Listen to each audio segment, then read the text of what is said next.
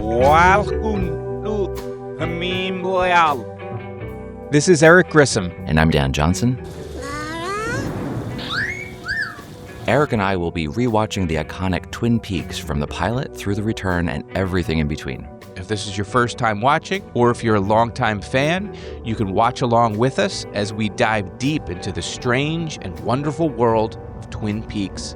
We live inside a dream.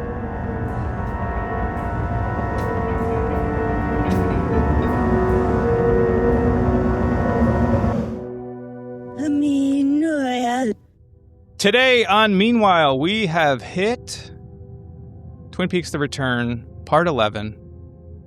Hit it right in the face. We're holding our cheeks, feeling that pain the way Dougie will later. No, it's Part 11. Dan, we're far into the back half. It's there's a sadness coming when I know the show is over, and I feel like it's happening so fast. And, it's exciting, but also kind of mixed feelings, Dan. I got mixed feelings. I've been feeling that all along as well. I'm so excited to see where the rest of the story is going and have more conversations about it. But then when we get to the end, what happens then? I think we just start over again, right? We just we watch it in reverse. We play it backwards. No, then I go back to the dark place. Oh, okay. Speaking of people talking about it, was anyone talking about it? We were talking about it. Speaking of talking, make this transition work, Eric. Talking about speaking, we have some listener mail that I'd like to go over on our Spotify. Now, listen. We get comments from YouTube, from Spotify, from Patreon. It's very hard to catch them all, represent them all here. I do my best effort that I can, especially if you're posting on the Patreon. I try to mention it on the show. So if I'm missing one of your comments and posts somewhere, please don't take it personally. But I was going through the Spotify and I saw, there was 3 here. We might as well talk about them. One is from Kilroy214, and I like this idea. He says, or she says, that he always interpreted, maybe he used he, so I can say he says, he always interpreted Mr. C's face smushing scene with Jack as a way of extracting information. That's kind of neat. Oh. Because he didn't know what he's doing. He's just kind of massaging Jack's cheeks. Did we say maybe it's some like dominance? He's just like, I can do this. Yeah, I can't remember exactly what we said. It's a strange scene. It's a very strange scene. But hey, maybe it's a way of extracting information. Interesting idea. Jacob S says he brought up the fact that he thinks the yellow liquid that I talked about being pudding that Chad is eating is actually garmonbozia, which kind of explains the smell that they have, like the fact that they have to open the windows. I don't know if I completely buy that, but it is an interesting idea because Chad is just awful.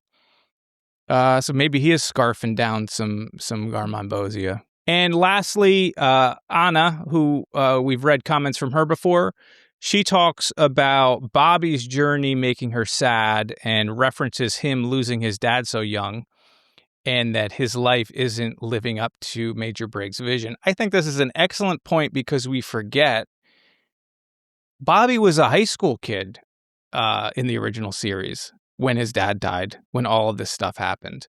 I'm going to talk a lot about my own feelings on Bobby and his dad's vision later in this very episode. But those 3 comments were made, so thought I'd share them. Now I'm going to share with you, Dan, that this is Twin Peaks, Part 11, There's a Fire Where You Are Going. So Twin Peaks Part 11, There's a Fire Where You Are Going. It aired on July 23rd, 2017 on Showtime, but a few days earlier at San Diego Comic-Con, it premiered along with the panel, which is available on the Blu-rays, and you can find it on YouTube. I've talked about that panel before, but you could have seen it in a crowd of people dressed up like Power Rangers or whatever they were doing in 2017. Dan, I'm ready. I'm ready to jump into this episode. I love this episode. It's a very good episode. there haven't been any bad episodes. This is true. Dan, take me into part 11, please. All right, Eric, let's start playing with fire.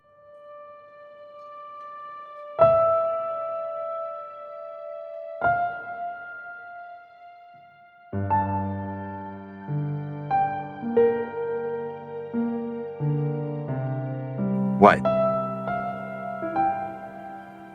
My dream. The dream again.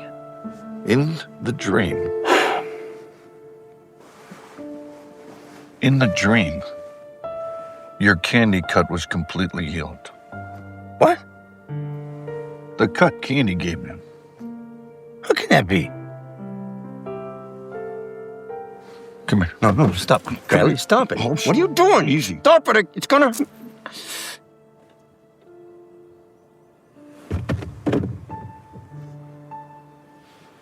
I'll be damned.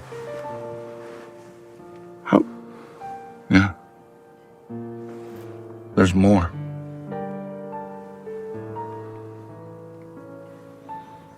I can't remember.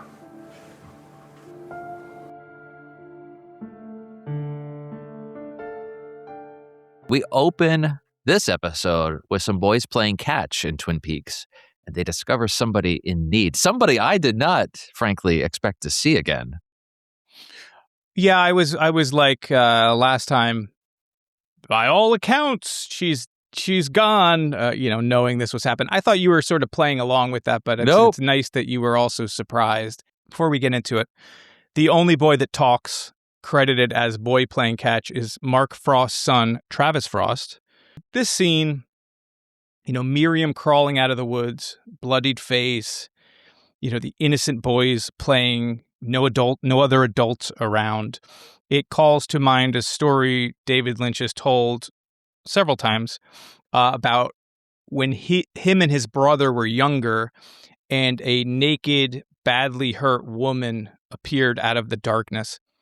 If you read Room to Dream, he talks about it there, and in the audiobook, there's a clip. It's like right after a section where he's talking about how he became violently aware of rock and roll and the music coming from folks like Elvis Presley. But he tells a story about growing up in Boise, Idaho. It was dark, dim street lights. Him and his brother were near Shoshone Avenue. And this is a quote. Out of the darkness came this figure, a grown woman with pale white skin like milk, came moving out of the darkness, walking in a strange way. And she came toward us, and there was some blood on her mouth. And she seemed to be huge, like a giant. And she was in bad shape. And my brother started crying when he saw her. And he goes on, he talks about how far apart the world of kids is from the world of adults. And in that moment, he felt like he couldn't get into her world and he didn't know how to help her. He doesn't really remember what he said. I talked about this story specifically in the Club Silencio episode of Blue Velvet because it's clearly a big inspiration to a scene in that movie.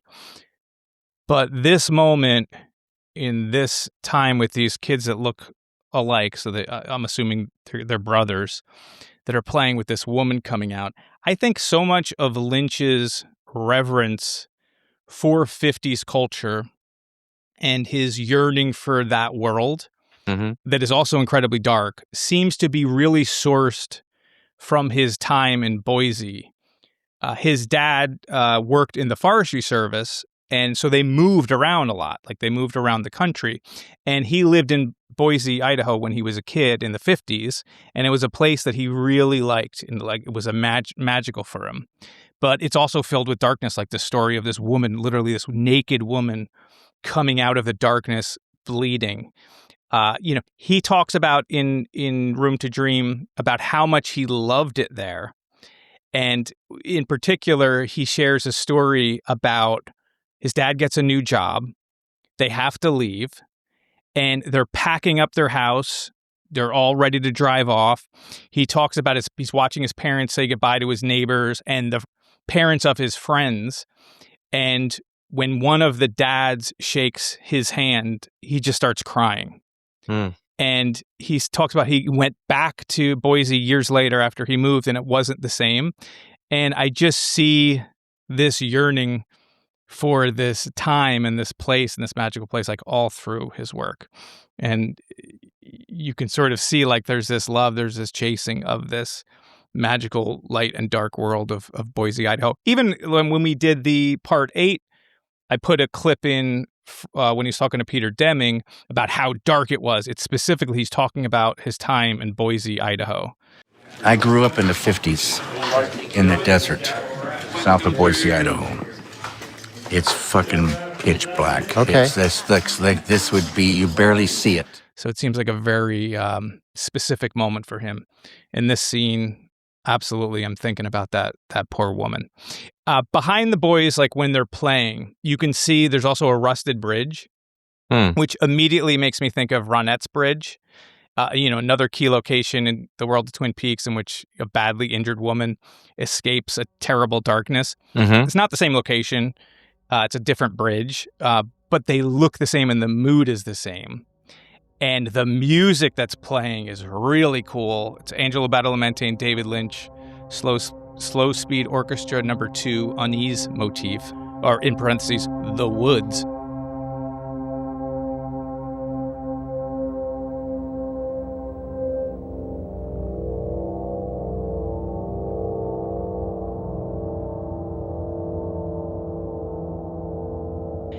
But God bless you, Miriam. I hope you pull through. And it's a rough way to open. Yeah, this is, it starts off with us not really even knowing where we are specifically. You have the kids playing catch together. Like you said, it's just the kids, no adults until we see Miriam. And one of the kids calls to go get their mom. This is a stereotype for me, but as you've been bringing this up throughout the relationship of fathers and their children, mothers and the children, just think about playing catch with dad, but it's the 3 of the kids playing there. So the adults that we're talking about are the mother and Miriam coming out of the woods. How far she must have crawled to get there, the shape that she's in to have made it all the way to that point. She just collapses when she sees that there's actually someone there.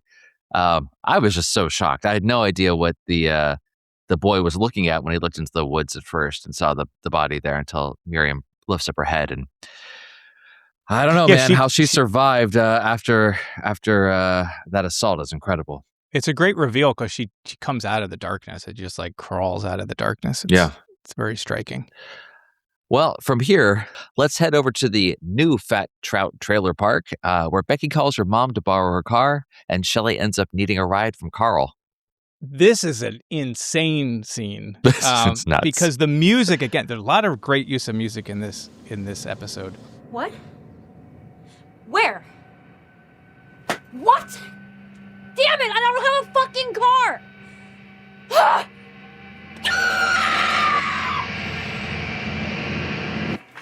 Okay, so the music that's playing puts you completely on edge. It's Thought Gang, which is a David Lynch and Angelo project. The song is Frank 2000, which, you think about Frank Booth from Blue Velvet. But anyway, it's the same bed music that's also on the Blu-rays. I forget which disc.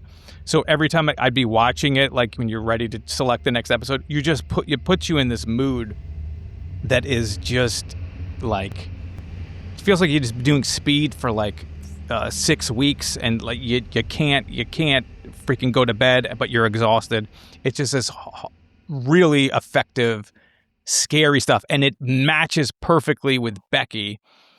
She is just out of control, and Shelley, in her quest to be there for her daughter, feels like she's actually endangering her, which we'll get to. But Becky is just full of dark energy at this point. I like when they're in Becky's or the Burnett's trailer, like you see all this like laundry everywhere. For whatever reason, it reminded me of like Shelley and Leo's place. They had it was constantly, there's always something going on. There's always something sort of out, like especially the Johnson home outside, everything was sort of falling apart. You get that that same energy here. There's a lot of stuff in this episode about kids and how kids are becoming more like their parents. And Shelley, if you remember, she bought a gun in Twin Peaks. Like, she's the one that bought the gun and then asked Bobby, to teach her how to use it. About this. You know how to use it? Thought you could teach me. Teach me, Bobby. That was from episode 4. And now her daughter has a gun. And later on, we're going to get a kid using his parents' gun. So there's a lot of that happening in this particular episode. When she calls Shelley, there's a lot of Norma watching and judging that goes on here. And you get a little taste of Norma doing that now, which is neat. And when Shelley gets there, man, Becky just blasting past her, totally obsessed, grabbing those keys. It's just on the right side of, oh my God, this is the most ridiculous thing I've ever seen in my life. She's also wearing red shoes, which is striking. Shelley's got those red shoes on, one of which gets knocked off. And thank God Carl's there to help Shelley. I love his little whistle. It's like a whistle, and then his ride's going to come. I dig that. Yeah, you hit the nail on the head with this episode. So much of, let's see Becky make the same mistake Shelley did, or similar anyway. And that we get Norma kind of playing the grandmotherly sort of role, watching over this. In an earlier episode of The Return, we see when we first meet Steven outside in the parking lot with Becky, we see Norma and Shelley kind of arm in arm staring at them, almost commiserating. It's like, what are you going to do? But now it's like, nope, she's making mistakes. Shelley's making crazy mistakes. Jumping on the roof of that car was the craziest thing she could have done. That was, and to see how monomaniacal Becky was, that there's nothing else that she needs to do except go murder Steven, basically. That's what's on her mind, that she doesn't even flinch. She just does that whipsaw spin, throws Shelley off. It's incredible that she survived it, honestly. But yeah, that Becky's energy, whenever she's like hangs up the phone, whoever she was talking to that narked on Steven, the scream that just let out of her mouth, the camera angle kind of above her, it does feel like the walls are closing in on her, very claustrophobic there, kind of like the Johnson's house did for Shelley as well. But when she gets down on her hands and knees, gets under the sofa and pulls that gun out, it's like, yeah, you are your mother's daughter. It is 100% that story again. It's just funny to see a small thing. You mentioned Norma kind of sitting there silently judging. She's just been in that booth since the last time we saw her. She's just set up a full-on office. She's got a lot of paperwork to do. She's got so much. I guess there's bills to pay. Maybe she's very successful. She opened up that, to-go business, all that. So, yeah, she's a busy lady. It's just funny she's just always there now when we're so used to Norma being, behind the counter. All right. On the way to catch up with Becky, Carl radios ahead to Deputy Briggs. Speaking of like little offices, I like Carl's he's almost got like a little office inside this bus. He's got his little desk. He's got an ashtray. There's a thermos. He's got a little CB under there if he needs to call in, which is nice. Shelley is a hot mess. She's bleeding from her knees. They talk about, this is when Carl kind of talks to her. We all know that there's trouble in that trailer. They've all heard it, everybody that lives at the trailer park, which is all about Twin Peaks. Like this violence against women that we're told to listen to, we've all heard it. Like we all know that it's going on. Carl is like very much like an enlightened being in this show, particularly The Return. Back at the Double R, so Norma tells Shelley to call Bobby, and Carl's like, yeah, that's a good idea, and does what is needed. Because in the first season, in season 1 and season 2, you have this found family with Norma as, Shelley's mother, who we never see Shelley's family. And here Carl is assuming the role of like a grandfather. Like Shelley has no family, and now she's got Norma saying to call Bobby. Carl does the same thing. And you can see like Carl is caring for her and caring for Becky as if like it's his own granddaughter. And it's just neat to see like this little family unit with Carl in the place of a grandfather.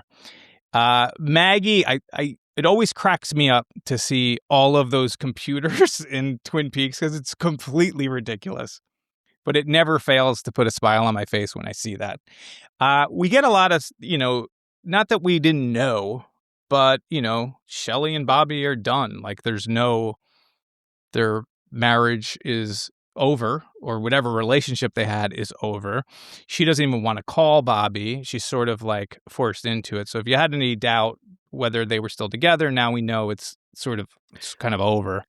I mean, except she is still keeping his last name. Carl refers to her. I got Shelley Briggs. But we saw her making eyes at Red all the way back when we first saw her. If you talk to someone on the phone and you're like, it's Shelley, and they're apart. Yeah. And I feel like this is sort of confirming that for you. For sure. That's all I have on this scene. Yeah, I like how you're drawing the connection between this kind of constructed or found family for Shelley, with Carl serving as a kind of grandfatherly figure. That's nice, but Shelley's such a hot mess that the way that she's kind of using Norma, she's frantic. Give her that. She doesn't know what to do. Becky's got a gun, to which Carl's reaction of, oh God. The way he says that, the delivery is fantastic. But she's asking Shelley, Shelley's asking Nora, what should I do? And she has her on her cell phone. And Norma says she should call Bobby. As soon as Carl picks up the CB and makes that call, she just completely disregards Norma. And Norma's just like, Shelley, are you even there? She's just like, all right, someone else is going to help me, and puts her down. It just feels, again, Shelley's just trying to figure out what to do, and her daughter is in peril. Either she's going to get hurt or she's going to hurt somebody. So I totally understand that she's just trying to grasp at straws and find whatever thing is going to help resolve the situation. But I feel like she goes to Norma for advice, for help, and then as soon as she gets what she needs, she's like on to the next thing. I don't know. I have conflicting feelings about how I see this relationship. Yeah, Shelley clearly makes bad choices. But I don't see it as I am using you and now I'm getting what I need. Now she's in complete panic. Her daughter has just left the house with a gun. Like she's like in shock, really. So where she's looking or who she's talking to, I think she's just basically reaching for straws. And even in that state, her first call isn't for Bobby, which is telling. Bobby is literally a deputy. So that tells you a lot too. But I don't take it as in the way like I'm done with Norma. I got this guy is now helping me.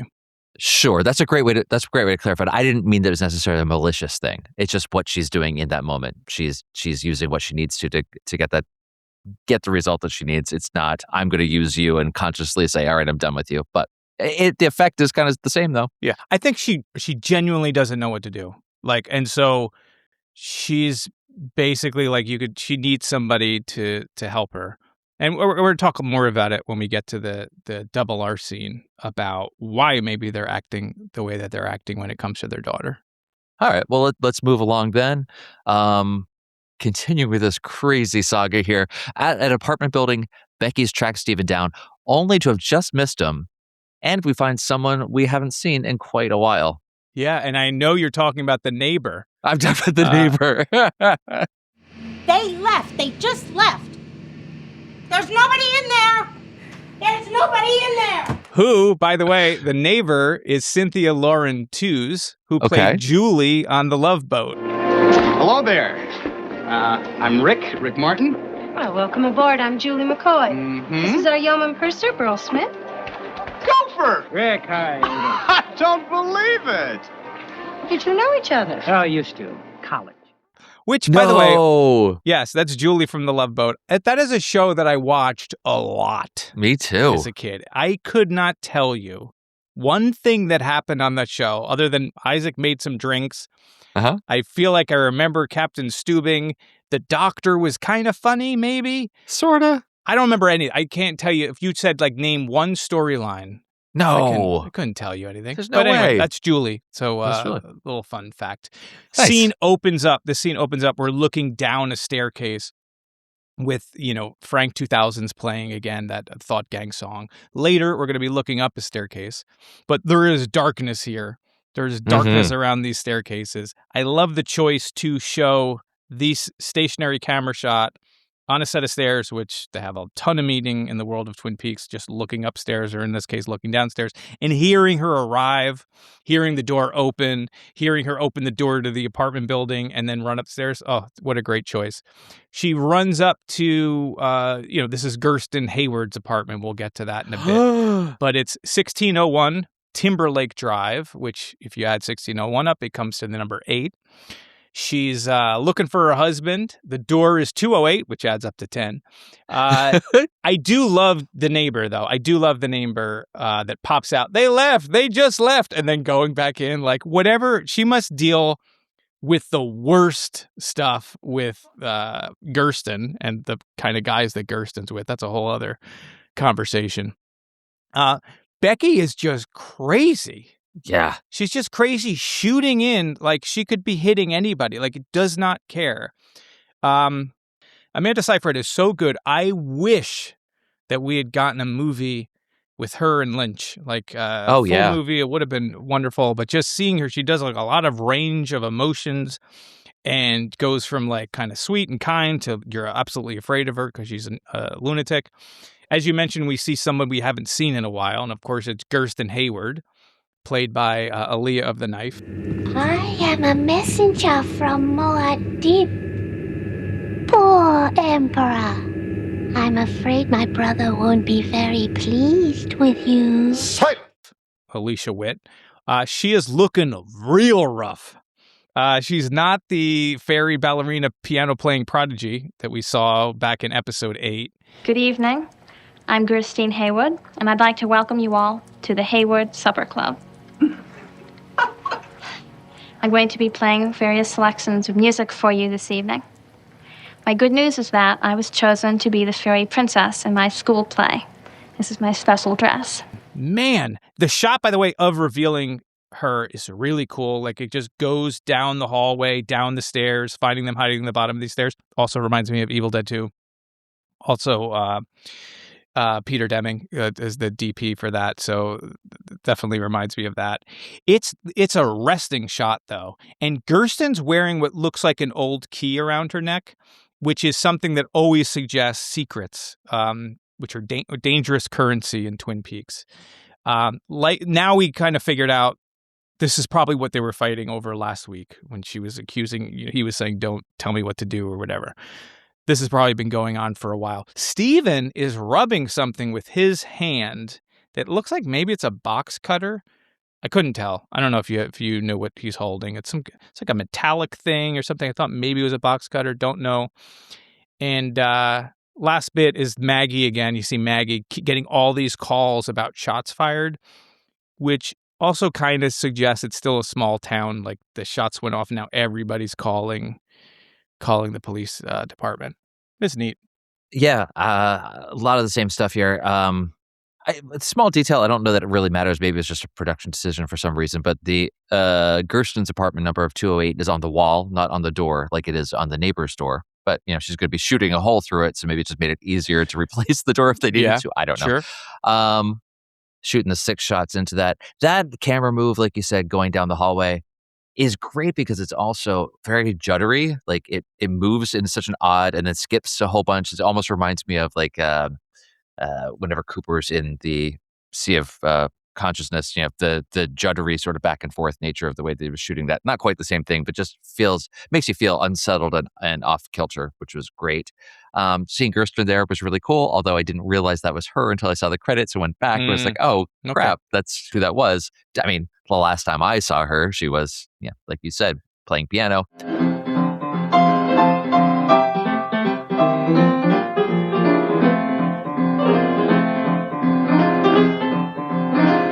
We got the police codes, 625, 1017. So that's a reported incident and a meet complainant. There's a 10 in there. I don't do the numerology as well as Eric does. So make what you will. I'm going to be counting. There's more things I have to count in this episode. I'm sure. So that's just he doesn't have a choice. He has to count them. All right. We can go from here. Well, one note before we jump off. Like, it is so strange that of the Haywards, it's Gersten. Obviously, everybody wants to know what's happening with Donna, but it's Gersten. And Gersten doesn't seem like she's doing that good. So you wonder, what's Donna doing? We'll never know. We'll never know. Or maybe we will for people watching for the first time, maybe. Fair enough. Where's Harriet? Where's Harriet? Is she a published author now? I don't know. I would like to catch up with the Haywards. She is the poet laureate of Washington State. Of the Haywards, Gersten is my favorite. So let's put that out there. Wow. All right. Hot take. Yeah. When she's in that like pink dress and then she does that little thing and Leland's sitting there with the white hair. It's great. It's fantastic. Love it. The Hayward Supper Club. All right. Let's head out of Twin Peaks, out of that chaos and into some whole new chaos. Back in Buckhorn, the whole gang goes to see the place Bill Hastings saw Major Briggs. Cole sees some strange sights, and Dave Mackley sees a mess. Yeah, just to correct the record, obviously Donna Hayward's my favorite Hayward of the Hayward sisters. Well, this is why I was wondering. And that's the Moira Kelly Donna. If we had to like start ranking Haywards, it probably would be Fire Walk With Me Donna, Gersten Hayward maybe, and then Lara Flynn Boyle. My list is different. My top Hayward would be Doc, but all right, whatever. I guess I'm a weirdo. I'm talking about the sisters. Yeah, you didn't say that. You said Haywards. You were ranking fine. Haywards. Doc Hayward, yes, Doc Hayward at the top. I'm a fan of all the Hayward. I like Eileen Hayward. Eileen Hayward is fantastic. She got them huckleberries. She got that bacon going on. All right. So this location is 2240 Sycamore. Yep. Another 8 guys for those adding it up. It's also a street name we saw in Vegas. Obviously sycamore trees, but we passed a sycamore in Vegas. Yep. 2240 is 8. We are at the location now found by Major Briggs. So Ruth knew to meet here at this place at a certain time, and they found Briggs. Tells them, go find the coordinates, and then bring them back to me. When they give him the numbers, Briggs floats up and all hell breaks loose. Now, several characters in this scene see Woodsman. Mm-hmm. So there's no question really whether people can see Woodsman. We got Bill seeing the Woodsman, Gordon, Diane, and Albert. They are looking for a portal, yes? I was going to say, yes. So we know that some people do, but we don't know that everyone could. I was just going to say, because we have Tammy standing guard there and she's facing the car and she doesn't see anything. It might have just been the Woodsman was fading in and out as he was walking, but I wonder how that works. Yeah. Yeah, some people don't see him, but enough people see them that it's like they clearly check it. Like Bill checks the thing. Diane, you see them register, and literally Gordon is like, "Did you see him?" But we'll talk more about them. We have a little round table of coffee, and they come up a lot. Great. All right, so they're looking for this portal, right? Like this place that connects one world to another. We heard about the portals in Secret History, so it's neat we get to see that here. I love the audio cue of the electricity playing as they approach. And when Gordon sees the portal and he's drawn in, the way he goes in and out of focus, like he doubles and triples like Phyllis Hastings did when she got shot, which is also very neat. And there also appears to what looks like to me like a physical lens passing over the camera, like the camera that is recording Gordon in the show of Twin Peaks. Looks like the camera itself is getting manipulated by another item, which to me always suggests this idea of that we're looking at Twin Peaks as an idea from outside of the idea, from the creator's perspective or the dreamer's perspective, or however you want to look at it. It's those are visions from outside of the thing.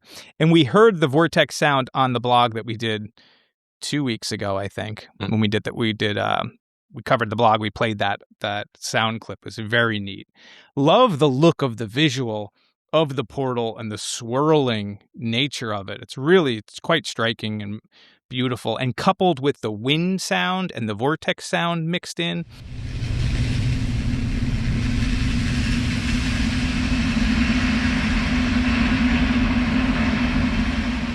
Fantastic. If you got headphones on, you're going to have a good time. Albert's and when we see from Albert's perspective as a stationary observer, Gordon starts to move in slow motion, which is what would happen with time dilation. So the general rule is if you go to something that's very massive, so you approach a very massive planet or even a black hole, then as you go there, from the point of view of someone far away, they will see your time tick more slowly. They would appear to move in slow motion, and they show that here, which is a neat touch that I appreciated. We get a glimpse inside the portal just for a little bit, where we see the staircase and the three woodsmen on a staircase. Now, all the way back in part 5, I think, back when Dougie was doing his paperwork and he was drawing stairs, and I was like, oh, and later we're going to see stairs. So here's stairs. We get a set of stairs right here. We're going to, maybe we'll go back to this location at some point in the future, but these are stairs that lead upward. So it's something to think about. And as Gordon gets drawn in, you can see he's nearly lost. Like he almost is gone. And I'm not sure what the light flickering over him is in that effect, but it reminds me of like the flickering wings of a moth, like moths flying. I'm not saying that's what it is. It feels that way to me. Everyone knows how serious this situation is as soon as they get there. The 3 agents have their guns drawn immediately as soon as they get out. So they don't know exactly what they're in for, but they know it's going to be something serious. Bill sitting in the back of the police car, he's so transfixed by that spot in the fence. Tammy is talking to him to try to get some information out of him, and he can barely tear his eyes away from it to talk to her. And as soon as he's done, he's staring back again. So this is quite a traumatic moment for him. As he's also trying to remember, Tammy asked, what did he do? Went through the hole in the fence. How far did you go in? About 15, 20 feet. What happened after that? I don't remember. So he's just trying to put the pieces together. So great performance of him in the backseat of the car as well. Cole turning to Albert and says, do you think there's one in there, Albert? And I wasn't sure because we had just seen a woodsman. But as we find out, they've apparently come across these before. As you said, Albert also knew what to do whenever Cole started flickering in and out. Also, Cole seems so intent on almost like willing himself to get sucked up into the vortex. His arms outstretched there, raised up as he's trying to reach towards it as the vortex gets bigger and bigger. It starts off kind of small and sucking things in, and then it's all you can see is the size of that vortex. Is pretty cool. Kind of reminds me of like the interior of the mushroom cloud that we saw in 8 as well. I don't know, just some of the visuals feel very similar. And also the way that, like you're saying, they're playing with like lens effects. I don't know if some of it was done in camera or manipulating a lens or whatever. That also reminded me of the end of the scene in part 8 outside the convenience store where we start seeing some woodsmen walk around. First, it's a very static shot with the time kind of flipping back and forth. You see more and more woodsmen. As it gets to the end of that scene, it just gets more and more chaotic. The camera tilts, it starts shaking, things go in and out of focus. It felt very much like that sort of same energy was happening here as well. The shot of the 3 woodsmen on the stairs, I mean, it's just about a second, and that's all you get. But it's so... Yeah, you want more of that. Oh, I had to rewind a couple of times to come back so I could grab a still of it because I wanted to see it more. But you got 3 woodsmen standing on the stairs there in a dark and dirty building. Yeah, so, and then Albert pulls Cole back and he says, it looks like we found out. So it looks like we found out if there was something in here. So they're definitely familiar with all this. So it's not just like general Blue Rose sort of thing. Like this is something they've encountered before. Found, so this, right, exactly. It's pretty cool to see that. So we can go on from here and see what else Albert finds. Yeah, we're going to find Ruth. Oh, God. So the body of Ruth is found with the coordinates that we've been hearing about written on her arm. It makes me think with her arm laying there, she's just the body, obviously didn't find a head anywhere, but just one arm stretched out and reaching in rigor mortis and the other is there. It almost makes me wonder, was she also like caught in this vortex and like Cole was and trying to get pulled up? It's just an interesting detail because it's just... Or just pushing off a woodsman that was ripping her head off or whatever happened. Yeah. Yeah, it's horrible. The whole body is a real horror show. Mm-hmm. As Dan said, head's gone. We know where, we found the head, unfortunately, on the body of Major Briggs. Diane watches the woodsman approaching and then killing Bill. And when Diane's watching the woodsman approach, he passes this old abandoned white house, which just reminds me of Leland's story about seeing Bob as a little boy. When his grandfather had a summer home up in Pearl Lakes, he went there every year, and there was a vacant lot, and then a white house next to that is where he lived, and then Hawk visits that house. It's all boarded up. It had a mailbox with no name. Anyway, I'm not saying that's the house, but who knows? Who knows at this point? It was a neat little detail. I also love this neat little detail. If you're checking a list of Eric's favorite neat little details. Well, put this one at number 36. Bill is killed when his head explodes. And how many times do we see Bill holding his head and like rubbing his head and holding his head? And then here, that's how he goes out. His head is completely exploded in the same spot that his fingers were. Give it up, pour one out for Dave's reaction of, "Oh my God!" This has some of the best, funniest dialogue. Mm-hmm. Starting with Diane. There's no backup for this. There's no backup for this. Great. But Gordon's, he's dead. He's dead. God damn it. That should be used more in videos, or if people need to cut to something, I recommend that. So, okay, I wanted to talk a little bit why I broke this section apart from the other one, is to try to understand what the hell is going on. Oh. Like, what is happening? And for me, like, the way I try to understand this scene, and I'm not 100% set on any of this, but so I had sort of theorized before in a past episode that the Woodsmen are the one that killed Ruth. And I still think that holds water with what we saw. So the Woodsmen kill Ruth. They take her head and the Major's body. Major floats up. Head goes into the other dimension. We saw that. They explode her head, get rid of her head, or cut her head off, rather. Then they set it up in Ruth's apartment in South Dakota. And why? Like, why are they doing any of that? So for me, the way I'm trying to understand it, or what lets me sleep at night, and I mentioned this before, was I think the Woodsmen are trying to keep the numbers from Mr. C. So by framing Hastings, they can keep him out of reach from Mr. C. Now, they could have easily just killed Hastings, just like they clearly killed Ruth. But I think maybe it was a way to discredit him because he had been publishing all of this information maybe they didn't want on his blog. So they would put him out, convict him of murder, put it out there, then maybe the blog would get taken down, or it would be discredited.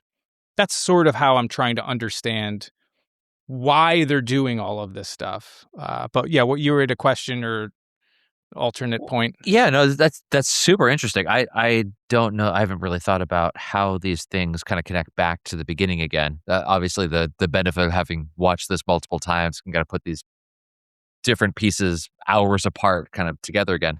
I've never seen the Woodsman as having that sort of kind of planning and agency. To me, they have just felt much more, I don't know, animalistic's not the word, but more along those lines of just being this evil feeling and doing the bidding. So I'm not saying this isn't the case. It's a very interesting idea. Yeah, well, I think that they're minions or handlers or servants of some other force. But if they're the ones that kill Ruth, like, why set this whole thing up?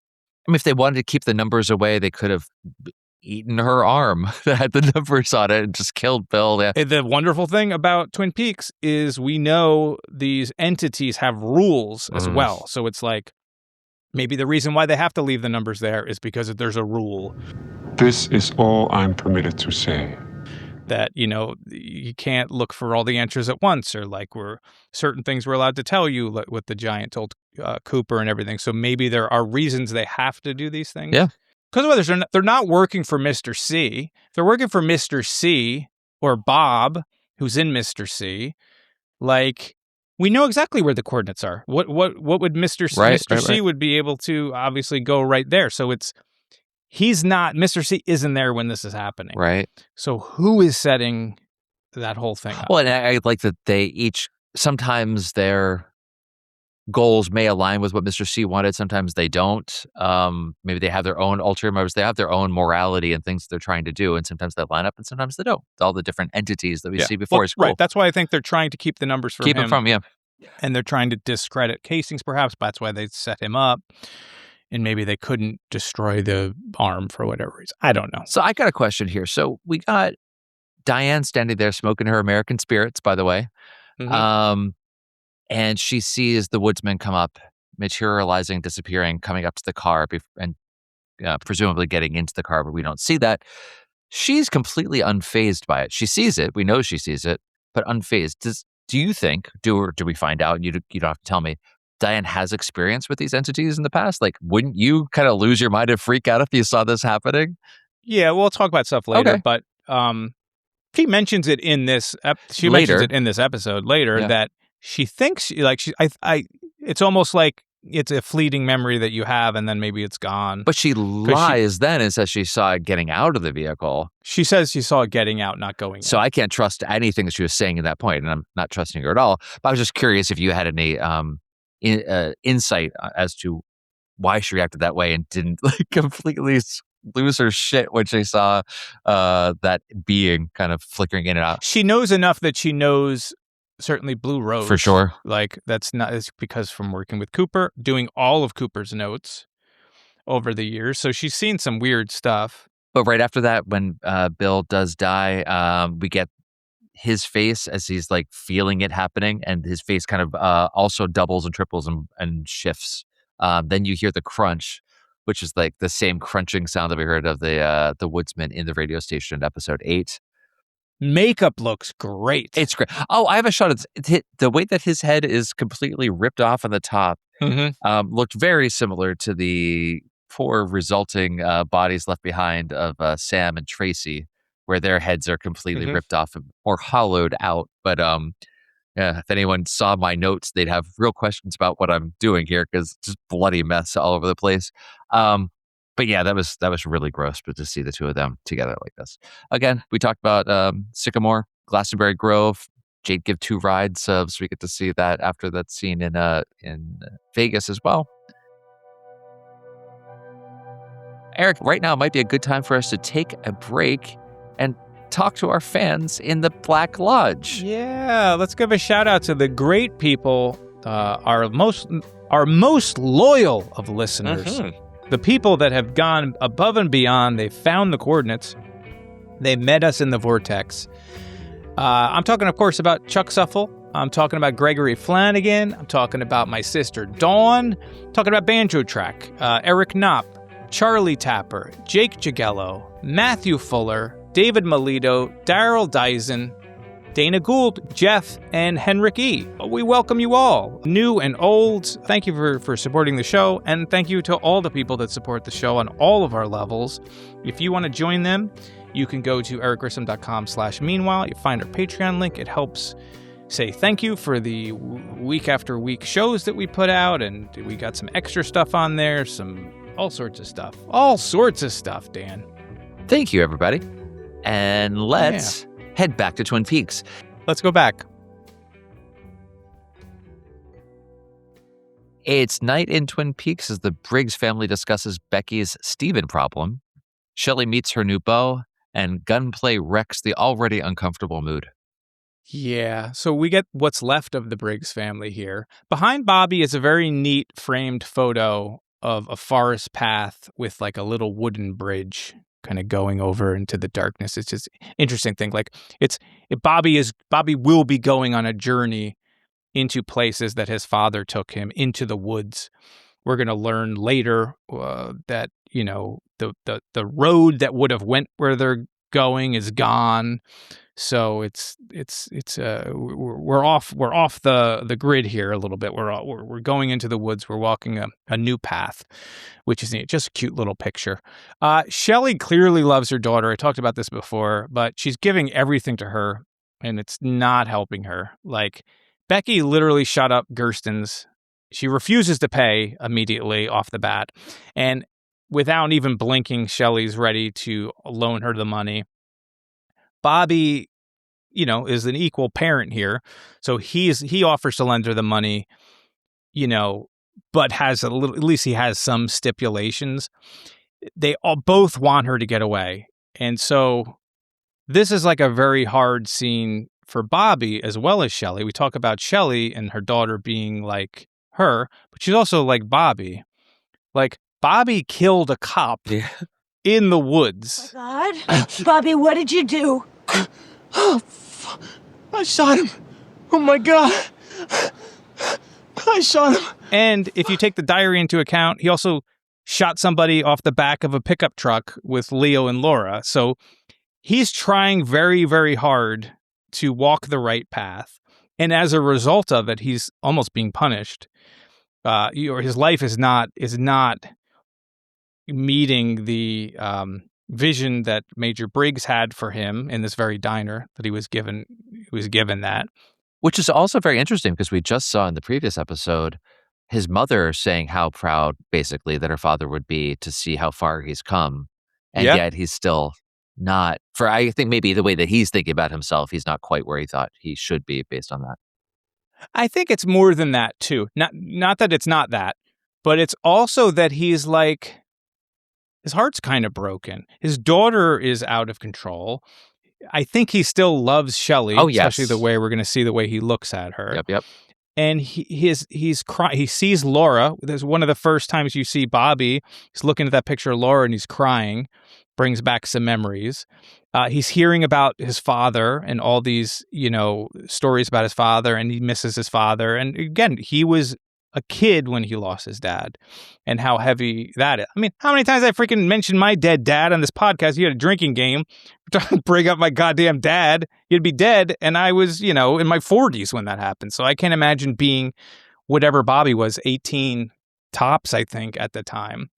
She's also like kind of all over the place, Becky. So she starts off with like, I want to get a divorce. I want to get away from him. And she immediately bounces back to, he's good inside. He's looking for work, like constantly making excuses for him, which is not really anything we ever saw Shelley do. She was stuck in this abusive relationship. Bobby was her way out, but you never saw her talk about Leo positively. It was always in the rearview mirror. She was trapped by violence and threats and everything else. This is a little bit of a different situation. But when Shelley tells her, we know that you're a grown, married woman. But we're your parents. And we love you.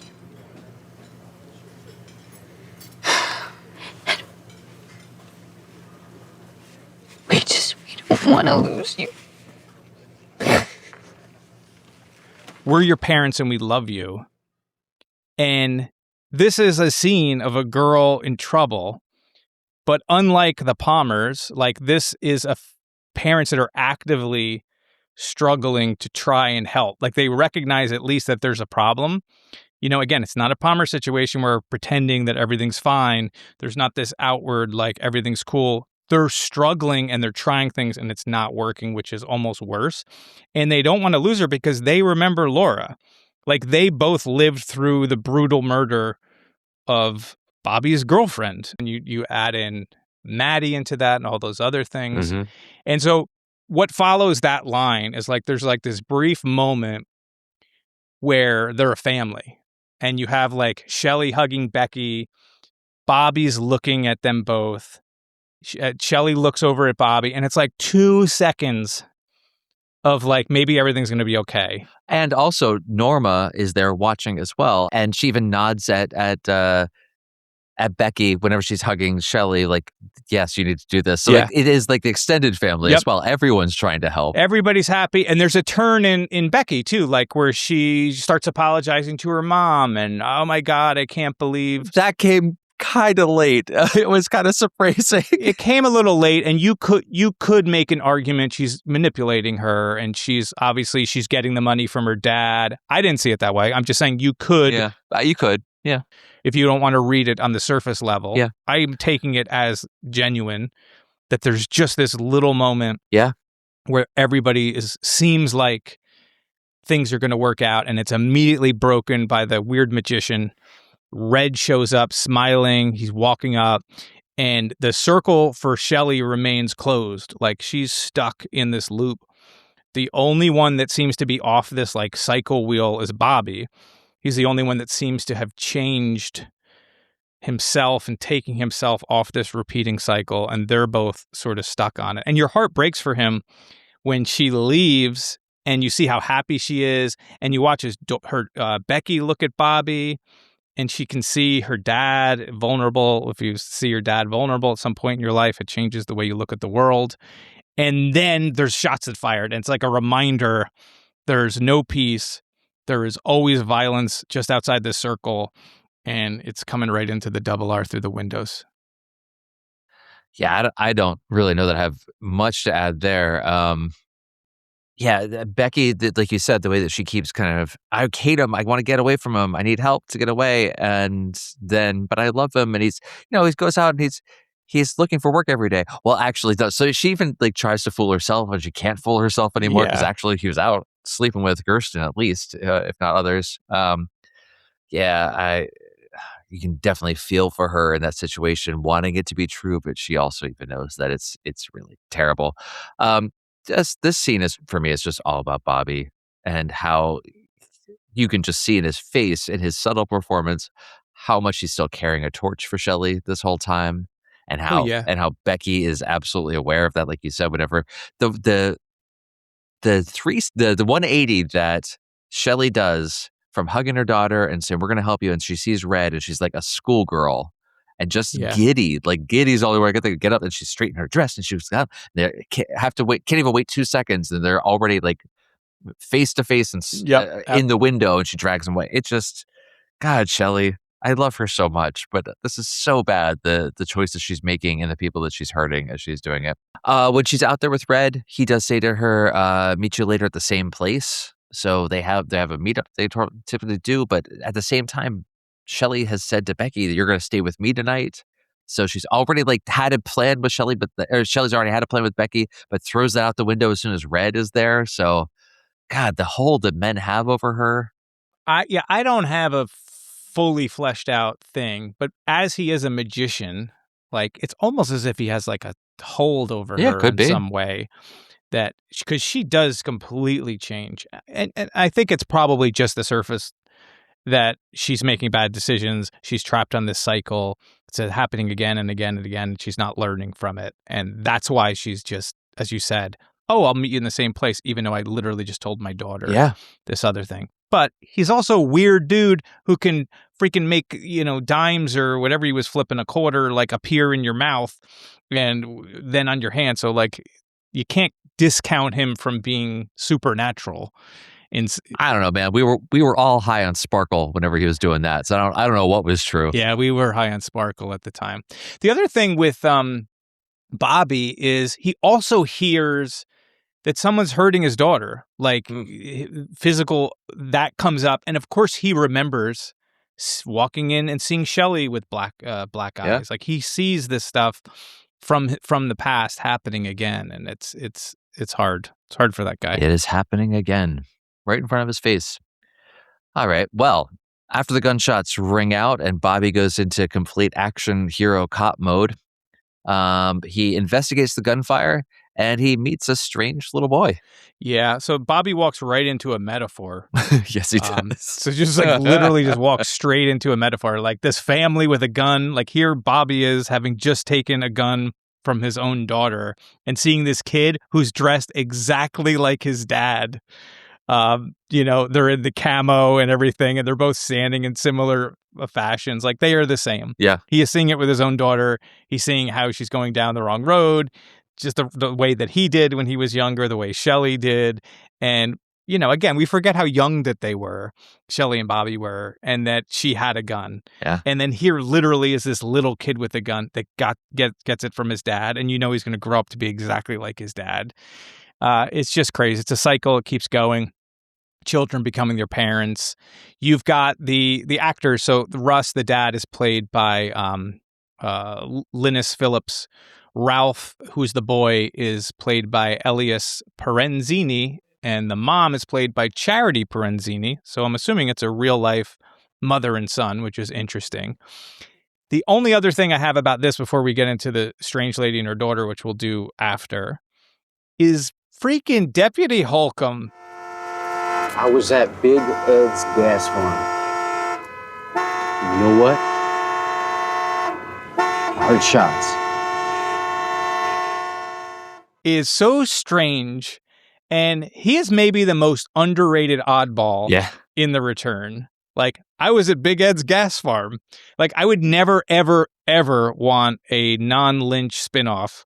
Ever. I would actively campaign to have it shut down. But just in this one moment, like a Dana Ashbrook cop show with Deputy Holcomb, like going around town and so, like, Bobby definitely controls the area. He's flashing his badge. Like, he's a natural at it. So, like, could you imagine Bobby and Deputy Holcomb? Deputy Holcomb's so weird, and this isn't even the weirdest thing that he says. Not even in this episode. Yeah, no, he's so funny. I heard shots crap. Yeah. Yeah. What's your take on this? No, same. Son? Yeah, you're walking into a metaphor is a great way to put it. Trying to figure out how to put the mother into this too, because she is the one that actually handed the gun to the kid, saying that she didn't know what it was. If I knew it was a gun, I wouldn't have given it to him. So it's this whole like passing blame around as well, but they're all actually at fault. So it's a little bit more like, in a way, like the Palmers a bit. Like it's no one's really taking responsibility. I think it's exactly like the Palmers in that she's saying, I didn't see it, Sarah Palmer. The dad's the one that put the gun there. It's in like a box or he puts it in something or like, and it happened to the kid. So it's like, yes, he's like, I didn't see it. The way that little kid stares Bobby down, is in a full on pose there and just like, what kind of look is great. And this is the first reaction shot we get. Like you get that turn around, like close shot of Bobby's reaction to him too. And the look of puzzlement, trying to figure out what he's looking at on his face. We'll see that again, even more so in the next moment. But he's having a night already. I love that scene when he does look at the boy and he really sees the boy. And then he looks over and he sees the dad. And for me, he's like, yeah, he's him. Like, we keep fucking doing this shit. Like, he feels like he's off this wheel, or at least he's aware of the wheel that they're all on. Well, okay, Eric, I'm going to need your help in this next moment. So Bobby's next encounter isn't any less strange than what we've just seen, as a woman and a girl still have miles to go. This, to me, is the weirdest scene in all of Twin Peaks. This is strange. I don't know if I'm going to have a satisfactory answer for you or for our listeners. I just want anything, because I cannot make heads or tails of what's happening. Okay, I'll give you what I have. So the woman's played by Laura Kenny. The sick kid is played by Priya Diane Nahaus. I know, Priya, I hope I got your last name correct. I probably didn't. She tells Bobby she is late. She's trying to get home. It's way past 6:30, which adds up to 9. So we've had a 7, we've got an 8, we've got a 9, we have a 10.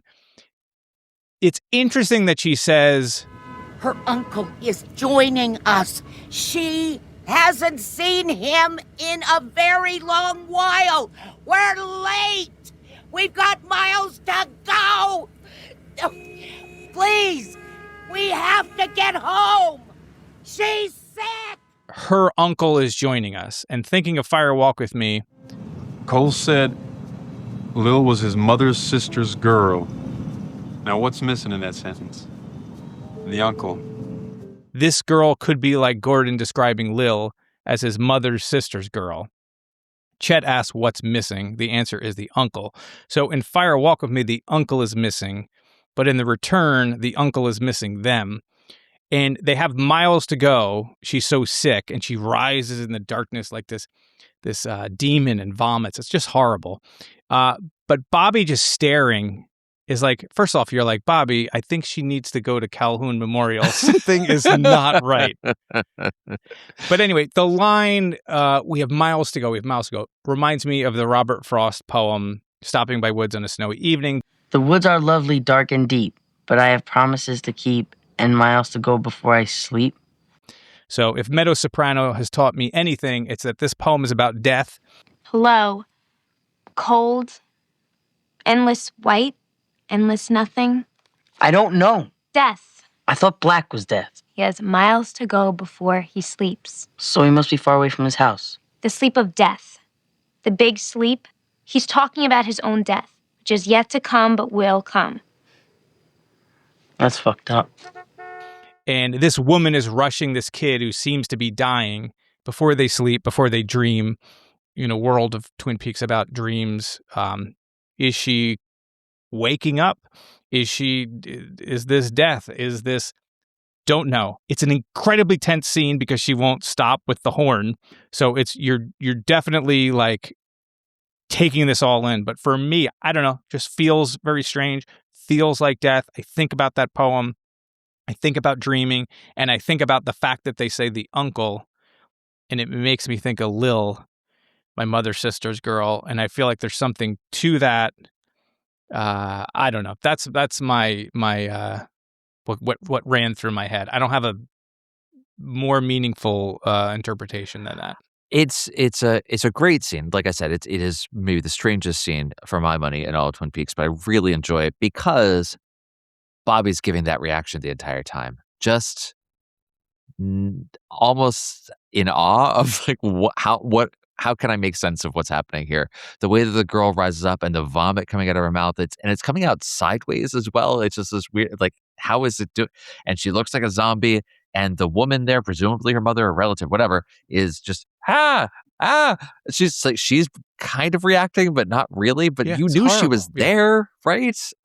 No, but she's puking up something horrible. But the way that she's coming over her, yeah. So, and the only other times we've seen the puke like that is, or not even like that exactly, but Mr. C vomiting up the motor oil and cream corn stuff. So in a car makes you think of that. Yeah, very much. Again, that woman's line delivery is great as well. The way that things are kind of just like spilling out of her. She says, "We're already late. We're late for dinner. It's way past 6:30. I saw that gun go shooting out the window. Her uncle is joining us." It's like the thoughts are like don't fit together, but yeah. But they're so intentional. You know what I mean? Like her uncle is joining us. And all the stuff about Lil and the uncle missing and the 6:30 and they're rushing and it's a family and the kid's dying, but they're not concerned about the death of the kid and all this episode about children and parents. And it's very strange. It's very strange. I don't know why this line sticks out to me, but her uncle is joining us. She hasn't seen him in a very long while. Just a weird turn of phrase for that. But anyway, it's great. And very, very. Such a strange. It's a backwards very. Oh, very, every. All right. From here, let's head into some normalcy, I guess. At the Twin Peaks Sheriff's Department, Truman and Hawk look at a couple of maps, and Margaret calls again. But most importantly, Jesse got a new car. Sheriff Truman, are you interested in seeing my new car? It's a 2000. Jesse, I'm in a meeting. Can I look at your new car tomorrow? Okay. Thank you, Sheriff Truman. This I find very charming from Jesse Holcomb. Okay, so we got a lot of info here. Guess we might be here for a while, right? So first, Truman puts in the coordinates in for the location of Jack Rabbit's palace. Mm-hmm. And this is when he mentioned the road is gone. And they're going to have a nice walk through the woods, just like the photo behind Bobby that I mentioned, the double R. Hawk takes out the wonderful, Nez Perce living map. Beautiful work. The artwork was created by Michael Horse. He's an artist. I mentioned that before, but he created this map. He actually gifted it to David Lynch. And in return, I believe David Lynch gifted him art that he still has. It's beautiful. It's a wonderful piece. So we learn that Listening Post Alpha is on Blue Pine Mountain in a revered sacred site. And certainly you get a sense that it's a powerful location, and so strange stuff happens there.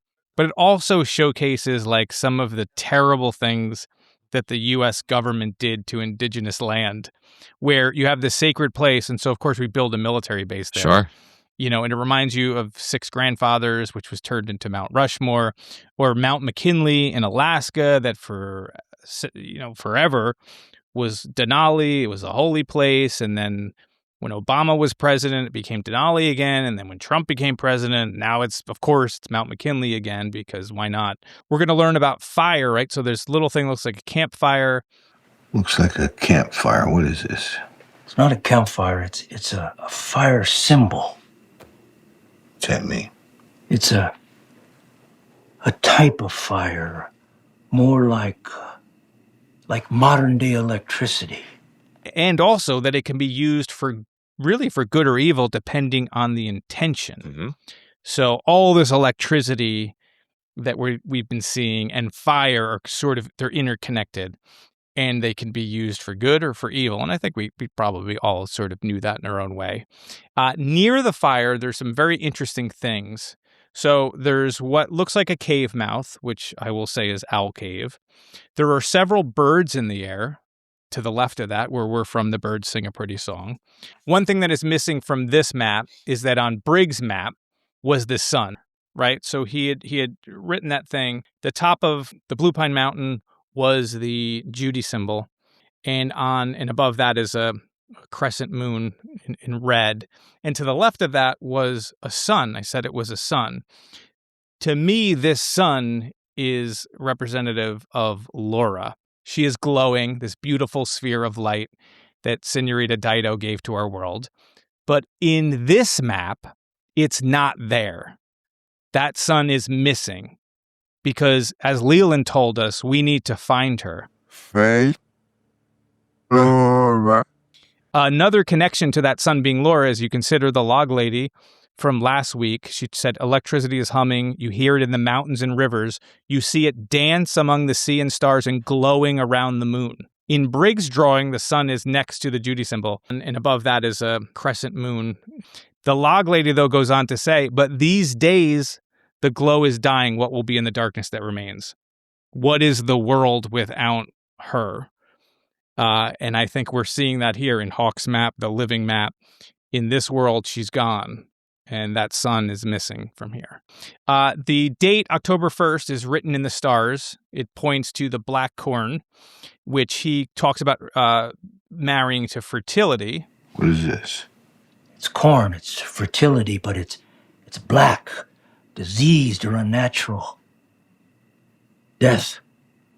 Which again connects to parents and children. But this black corn is diseased and unnatural. He refers to it as death. We just had all these scenes in this particular episode about children and about children getting in trouble. And literally we watched a woman driving a vomiting kid. And we're talking about fertility and now disease and unnatural and death. Can sort of put all those in a blender and kind of drink it with a straw like Johnny Horn. If you put fire and the black corn together, you're going to get this black fire, sort of the Black Lodge, Garmonbozia, all that stuff. As Hawk passes over the map, I don't know if you caught it, but you can catch sight of a horse on the map. It's red in color. When the symbol comes up, too, and so when we get that Judy symbol, he says, Hawk says to Truman, "You don't ever want to know about that." You don't ever want to know about that, which makes me think of Philip Jeffries. We're not going to talk about Judy, which is why I keep referring to this thing as Judy. To me, this is Judy, the knowing. What is the ultimate question of life? Why are we here? Where did we come from? Who made us? If you knew all those answers, you could break the world. And a character inside a show that discovers how the show was made, who made it, it could break through the borders of that idea to the outside. So Lucy, by the way, chiming in on why am I thinking about furniture when we never get home, I think she says, because she only exists when we see them. We've only ever seen them at home once, by the way, which was the international ending when they're playing trombone. And she's playing paddleball and Andy's doing his trombone act. Every time they talk about the furniture in the previous episode, that I was picturing that's that room. That's where they're going to be sitting there. Yeah. So Margaret calling. I love the Hawk Margaret relationship. Terrific. Can you hear me? Which she says twice. It's a lot of doubles and stuff. And she also says twice, "There's a fire where you're going." And she's asking him to listen, right? Like, can you hear me? Can you hear me? Just like the fireman was asking us to listen. Margaret calls in on line 102, which is a 3. I'm just saying if you're going to be adding this stuff up, I got to add it all up. She knows he found something. Mm-hmm. And then Hawk says he can't tell her. And she says, "My log is afraid of fire. There's fire where you're going." I do wonder why he can't tell her. She's helping him out. She's giving him all these clues. I mean, he's a stickler. She's full of information, Hawk. I would be telling her everything. It's true. But if the log contains the soul of her husband who was killed by fire, maybe he was killed by another type of fire. Who knows? I don't know. Jesse comes in with more talk about cars.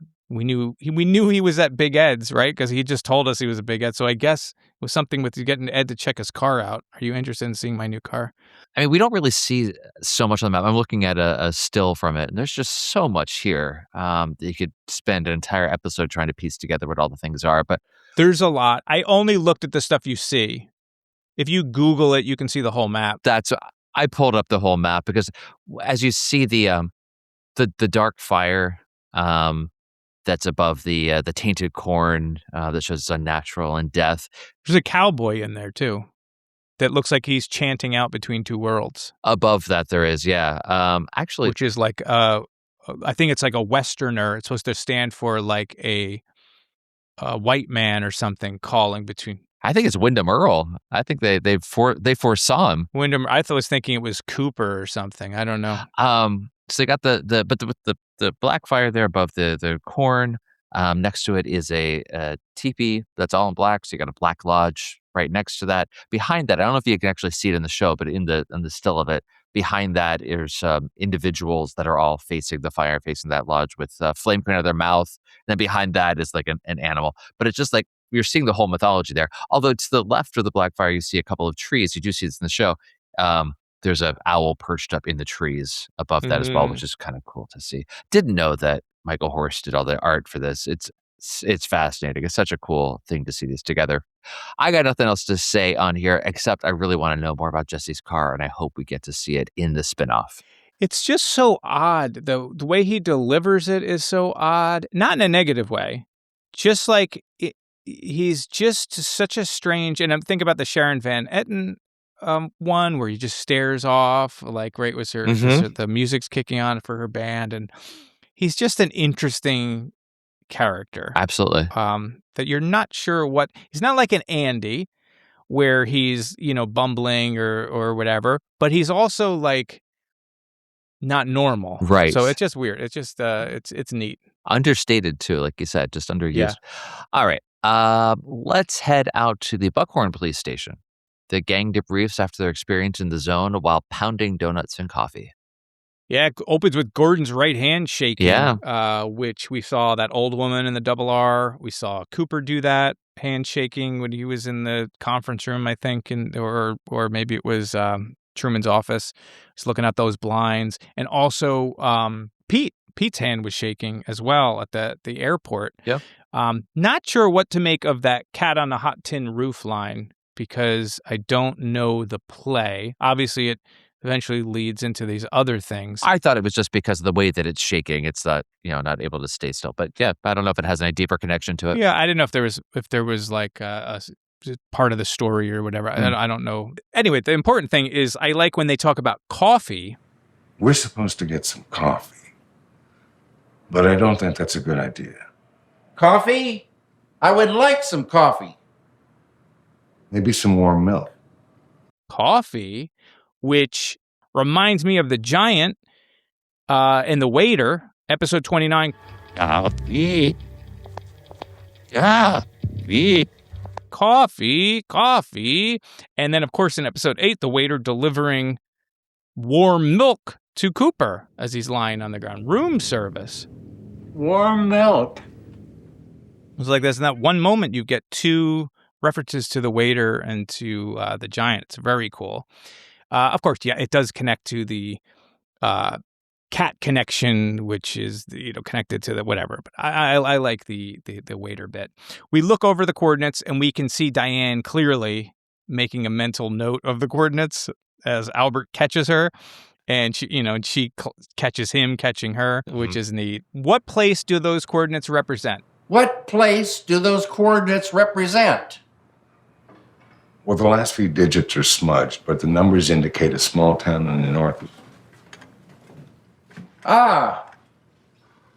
The policeman's dream. Oh, it's a small town in the north, clunk, and it cuts off, so we won't know at this point. But we get a bunch of donuts from Dave, which is always nice.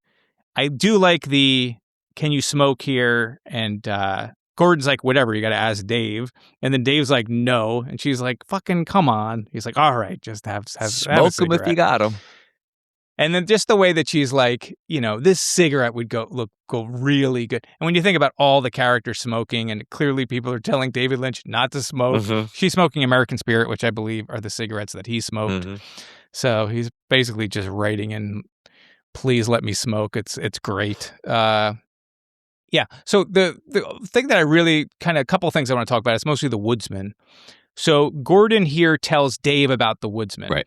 and Albert describes them as looking like a homeless man. He looked like a homeless man. Old clothes, beard, wool cap. I think I saw somebody like that getting out of the police car. Which, with all the talk of home as being the lodge, we talk about there's nowhere to go but home, the man from another place says. Mr. C telling Gordon, I've never really left home.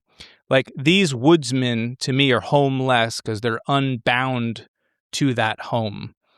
They're homeless, and they're able to move freely from one world to another, which is how they're able to, descend. They're not bound to a host, whereas Bob and some of these other entities are bound to a living host. These are homeless creatures in that regard. Diane also at this point, this is when she's like, hey, I saw someone getting out of the... I thought I saw someone getting out of the police car. Right. And they kind of let that go a little bit. Dave's like, I was in the car. I didn't see this happen. She's like, oh, yeah, maybe I was mistaken. Right. So she does raise it. Whether, we saw it go in and she says go out, what difference would it make? She's still like identifying that one of these creatures probably killed him. It's an interesting exchange. All of that all of a sudden brings up Gordon. He's remembering them from the staircase, which is exciting. I saw the bearded man. The same type Albert and I saw. Dirty, bearded men in a room. But what's your take on this little hangout session? Feels like a bunch of like teachers or something meeting in the faculty room. Has that feel? They're all kind of different in their own way. Talking about all the troublemaker kids. Yeah. It's just great to see a policeman's dream again. Fantastic. I'm interested in the character's prior experience, if they've had them, with the Woodsman. Because the way that Albert describes them, and maybe it's because Dave is there and he's not right into the Blue Rose, and neither is Tammy. I don't know, but just the way that it doesn't seem like, oh yeah, those guys. Seeing them again, they're familiar with the portals, the vortex, and that sort of thing, but didn't really seem like they've seen them before. And when Cole recalls, his memories jogs. I remember seeing them, dirty bearded men in a room, but it's not. You know what I mean, though? It's not like some recognition. Yeah, I don't think that they know them that well. I think they're used to investigating very strange things. For sure. And this is just a newer strange thing. Yeah. Because even just the way Albert's describing them, like you said, it's as if they're talking about them for the first time. But yeah. They're not shocked at seeing something out of the ordinary in the way a regular person would. Like, of course, there's a completely dirty, homeless-looking man coming over there and disappearing and reappearing, or whatever. Or, I'm just surprised by that. I would have thought, with all the strange things they're seeing and the amount that we're seeing them now, that they would have come across them in the past. But it's just interesting to see. This might be a new, bizarre thing that they're encountering for the first time. Sure. All right. Let's head over to Vegas. Eric, at the Lucky 7 Insurance Company, Bushnell and Dougie discuss a ring of corruption that's running right through the office, and Bushnell sets Dougie up to meet the Mitchums. Coffee. I love Bushnell, played by Don Murray, and Phil Bisbee. Throw him out on the table too. Josh Fadem. If Cooper is like often cited as by Kyle MacLachlan and by other people as kind of being this avatar for David Lynch. And I did borrow some of David's, he has very great enthusiasm for certain things, trees, of course, and coffee, of course, and pie, there's some of the things that he just loves, and he's so childlike in his wonder of these things. And I wanted to have a little bit of that in there with Cooper. Bushnell as like this older character looking out for Dougie Cooper is very fitting that he's named after Bushnell Keeler, who was Lynch's mentor. I talked about him before we first got to this character, but you really see him looking out for him, especially in this episode, and as he sends him off to what could be his death, but Bushnell doesn't know that. So Bushnell kind of fills us in on what's going on, that he's exposed this organized crime ring and there's fraud going through the office.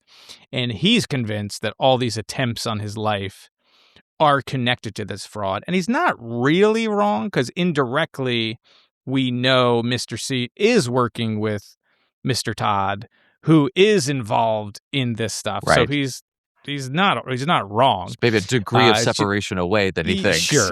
It's not exactly the focus is the insurance thing. It may be something else for Mr. C to want to kill Dougie / Cooper. But anyway, Mitchum brothers are free and clear. $30 million check he gets. I don't have much else to say. Oh, other than I like Bud punching above his weight class. Bush now doubles down. And again, it's more doubles. We heard the log lady talking in twos, and there's always doubles. And here's him doubling down in a world of doubles. Meet him at 5:30. 5:30 is 8. That's all I'm going to say. We get Dougie repeating Bushnell double down, which just makes me think of Jade Give 2 Rides, which is super fun. Yeah. This is a great scene. I love Dougie being led in by the coffee, and just the look on his face as he's trying to reach really it until obvious. he finally gets it, and then getting steered into his spot by Phil is terrific. Again, we keep getting the repetition, so Dougie's repeating the last words, and that keeps sending him off on the right track. But it's funny in this case when Bushnell's explaining all this out, and he thinks, I think it might be somebody else. And Dougie repeats, somebody else. And Bushnell says, I think you're right, Dougie. It's his idea. I just love how it escalates. That joke just keeps going. It's pretty funny. I don't think there's anything else in here. We're just setting Dougie up, and I have that feeling of anticipation of what's going to happen, because we have the Mitchums, and I'm not the only one who's anxious about it. At breakfast at the Mitchum household, Bradley can barely wait to kill Dougie, having dreamed about it all night long. And it's a good thing it's already mid-afternoon. Yeah, I don't have much to say about this. It's nice you get Sandy to have some dialogue. So this is Giselle Damier. She's going to be pouring coffee or cereal or whatever. Yeah, I mean, he's got the dream, killing Dougie. Seems very excited. Clock is 2:23, which is a 7. But I don't have anything. I mean, it's just setting up the next scene, really. Same. There's not a whole lot here, except just the domestic scene of the two brothers. As Rodney is there reading his paper and chewing on the cereal. As Bradley comes in, he just elbows over the milk because he knows he's going to need it. It's just those little things. Like, they've just been doing this for their entire lives, living together. Yeah, they're awesome. And they got these beautiful silk pajamas that are really great, the two of them. But Lucy's fantastic in this. It's just, I can't wait to kill this guy. It's fun. But yep, setting up the dream that we'll learn more about shortly. Heading back over to Lucky 7, Dougie makes a pit stop before this big meeting and then heads off in a limo to see the Mitchum brothers. Yeah, we haven't heard that sound in a while of, Mike calling him. We literally see Mike beckoning him towards this pie at Simon's. Mm-hmm. Where there is a sun. There is a sun in the logo. The Z is also a heavier font than the other letters. And it almost could be the same chain of coffee shops that Tracy from New York worked at. She had the big Z on her uniform. Right. And the coffees had a big Z. This looks like a bakery. I don't know if it is or not, but the Z is specifically called out more than the other letters in a different font. Maybe they put that Z on all of their... I didn't notice it on the box or anything from the pie boxes, please. No, the box is plain, but I like the Z's as like sleeping as well. It's just the snoring sound too. It's nice. Sure. Yeah, it may be nothing to say that that's the same coffee place. Jay Larson is back as the limo driver, so we haven't seen him since part 4, so it's nice to get him. He's told that he's going to Santino's, but he's going to the desert. So I guess the Jay Larson is just doing what he's told. Seems like not such a... Maybe I'm not so happy with you, Jay Larson, that you're taking him out to the desert like that. Dougie says dead. This is when I talked about in the beginning when I was talking about holding your face. Because when Bud's telling him, like, I'm got your back or whatever, he hits him on the cheek, and Dougie's just holding his cheek saying dead. It's very effective and strange. I just love his face, watching his face sitting in the back while all this is going on. The music changes abruptly too, and you get this Viva Las Vegas cover by Sean Colvin that she's singing. This, it doesn't quite fit in with all of the other music in the show. As you get like the scenes of Vegas. Much different vibe than when you get the Johnny Jewel song when we first were at nighttime in Vegas. This is like more of like I don't know. It does feel so out of place that it draws attention to itself. It doesn't feel like anything else. It feels intentional. I just don't know why necessarily. Yeah, I feel the same way. Other than we're driving down the strip and we're just seeing the very touristy part of Vegas. We've seen the motel off the strip where Ike gets captured. We see the Mitchum brothers and how they live. This is very much down the middle sort of Vegas, what you expect. And the song feels very much like that as opposed to the songs we hear at the Roadhouse or the other music throughout the show.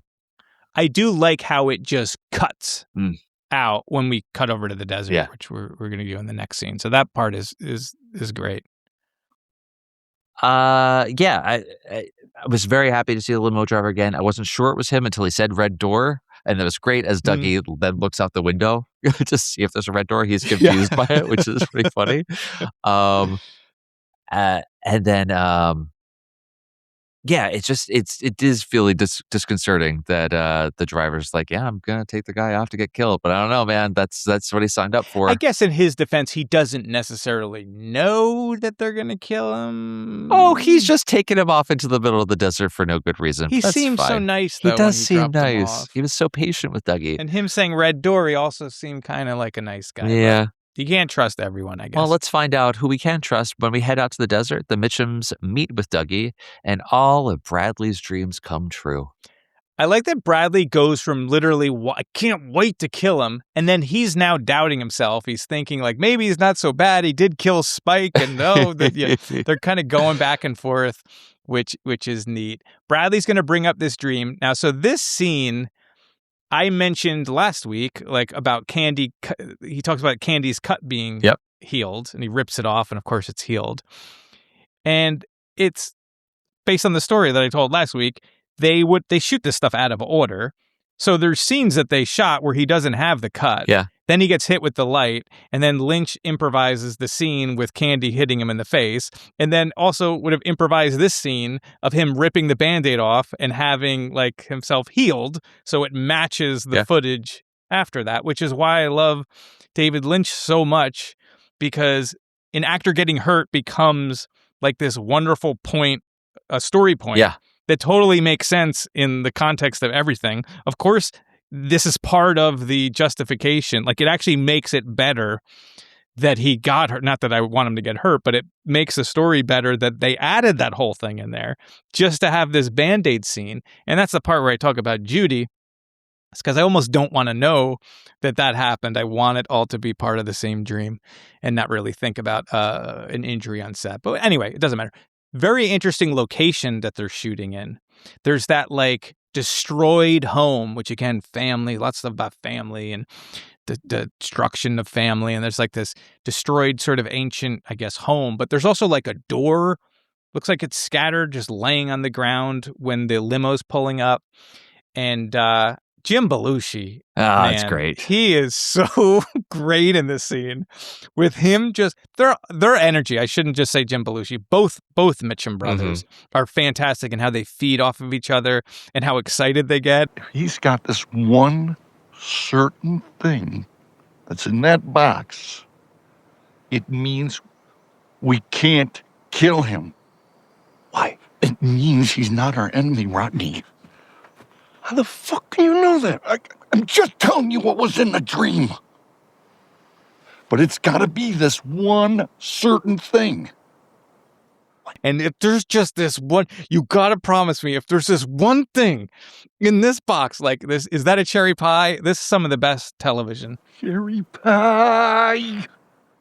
I absolutely love this entire sequence. I love this show so much. It hurts. And the cherry pie, and it's addressed to us, and how happy they get when they start barking.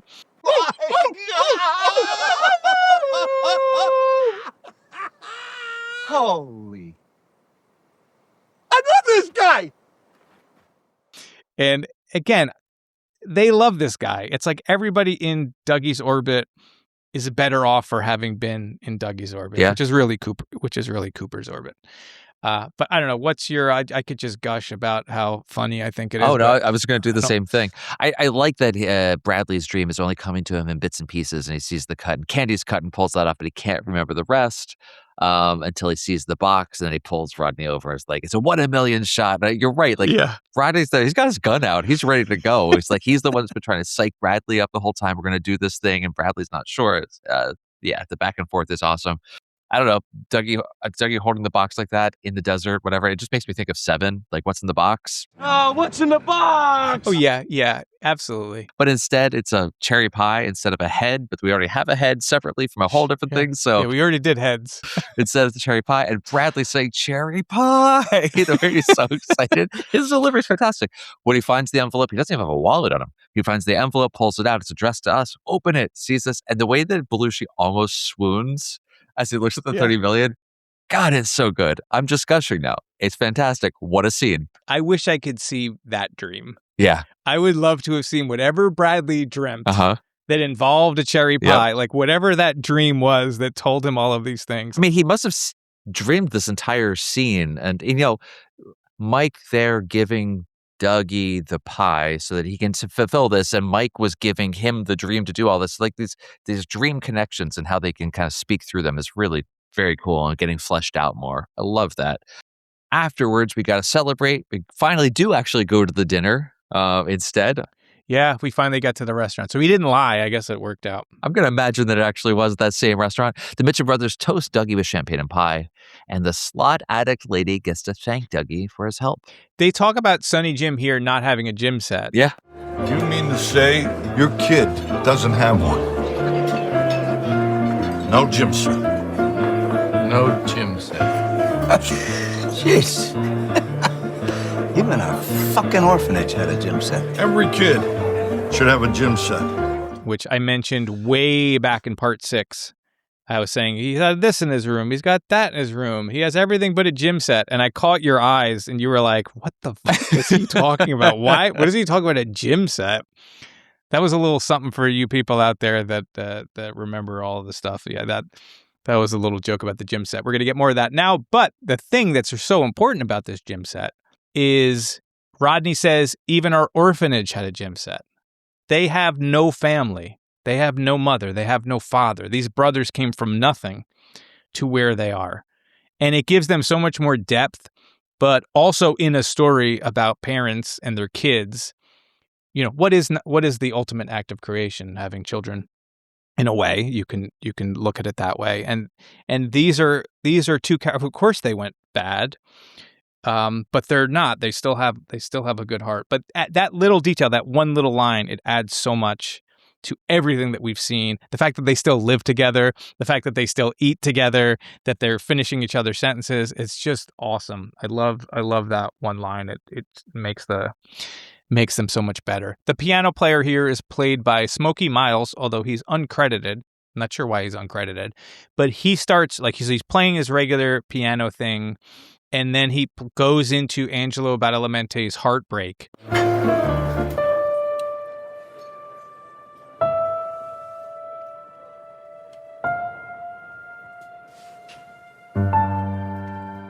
Which is very reminiscent, intentionally of Laura's theme. And you see Cooper, clock it and pick up on it. And the scene, when it first aired, it knocks your socks right off. You got to tie them shoes tight because you get knocked right out of your seat. And you're like, oh my God, he's coming back. Yes. He doesn't. It's another stone in the path. But when you see that, there's two, they're going to talk about another moment in a little bit. And man, that woman, the old woman coming, now she's flush with wealth, also introduces her to her estranged son. Families are coming back together. There's so much stuff about family and being a good parent and being a good child, and all of these things are all throughout this thing. And the golden light in this dark world is bringing them together. This is such a sweet scene. I love this entire set. I love this episode. This is a very strong episode. It doesn't have all of the highs of maybe some other points, but it's so well put together, and especially coming off of last week where you have such horror from Richard Horn, and you at least get to see like some of these nice moments, and especially this old woman. I hope you realize what a special person you have dining with you. He saved my life. Sure saved us a lot, too. Just super sweet, full of heart. Yeah. And, as the pies arrive and then the three girls arrive, Candy's asked, like, where have you been? And again, she's crazy. Like, she can't answer. And she's just in this dream space. And she starts talking about the traffic. There's so much traffic on the strip. It was incredible. There were cars everywhere. It's incredible. She says there were cars everywhere. It's as if she came from some place in the past and is amazed at all these strange machines. I alluded to this, I think last week as well, like that they're out of time or they were created and this is all kind of new to them. Also cars. There's so much stuff with cars. What happened to David Lynch's car or to Mark Frost's car? There's just so much car talk. Do you want to see my new car? There were so many cars. We drive cheap cars. Like, there's just so many car lines. We get another stone as well. Last thing is obviously the damn good pie. This pie is so damn good. Damn good. And him saying, damn good. And he's Cooper again. And you're like, no, now it's coming. If that's not going to bring him out of it, I don't know what the heck is. When they make Candy serve him another piece of pie, the way she leans into it reminds me very much of Laura leaning into Cooper sitting there when she's going to whisper in his ear.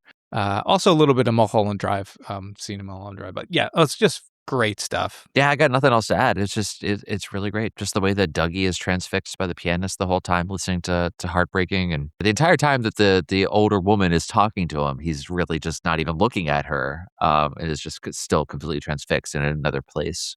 But yeah, it's a great ending. We end on the pianist playing as the credits roll. So I was just thinking of how great it is when they're gonna do a toast and they're like pouring the champagne and he's got to like put his hand on the glass because he keeps grabbing for Rodney's instead, but he just moves it over. No. Everyone loves him. Yeah. So you mentioned the piano player switches over to Heartbreaking. So we're so close to Cooper. Yeah. But it's one stone at a time, people. A little bit. But now when you look back, you can see it's a well-defined path behind us. Yeah. We're definitely close now. Great scene. Great episode. Man, we got one more. We got one more before our break. So fantastic. So hope you all are enjoying the time with us. This is 11. We got part 12 coming up soon. Thank you everybody for listening. Let us know what you think, and until next time. All right, be good, people. Thank you for listening to the Meanwhile podcast with Dan Johnson and Eric Grissom. If you would like to support the Meanwhile podcast, join our Patreon. It's available right now. You can sign up, and for just a few dollars a month, you can keep this show going, and you can get access to some exclusive podcasts and some secret stuff that you're not going to find anywhere else. So if you'd like to join, go to ericgrissom.com/meanwhile and look for the Patreon link. If you like our show, please consider rating and reviewing the podcast on Apple Podcasts, Spotify, or wherever you're hearing this now. Meanwhile is produced by Eric Grissom and Where's My Robots? The Meanwhile theme song is written and performed by Paul Finn and Evening Pines. If you want to let us know what you thought of the show, you can reach Dan at danjnj.com, both on the web and on Blue Sky. Eric can be found on Blue Sky at ericgrissom.com, which is also his website. It's also me, right? That's weird. We'll see you again. And in the meantime, be good. Listen to the sounds. Meanwhile.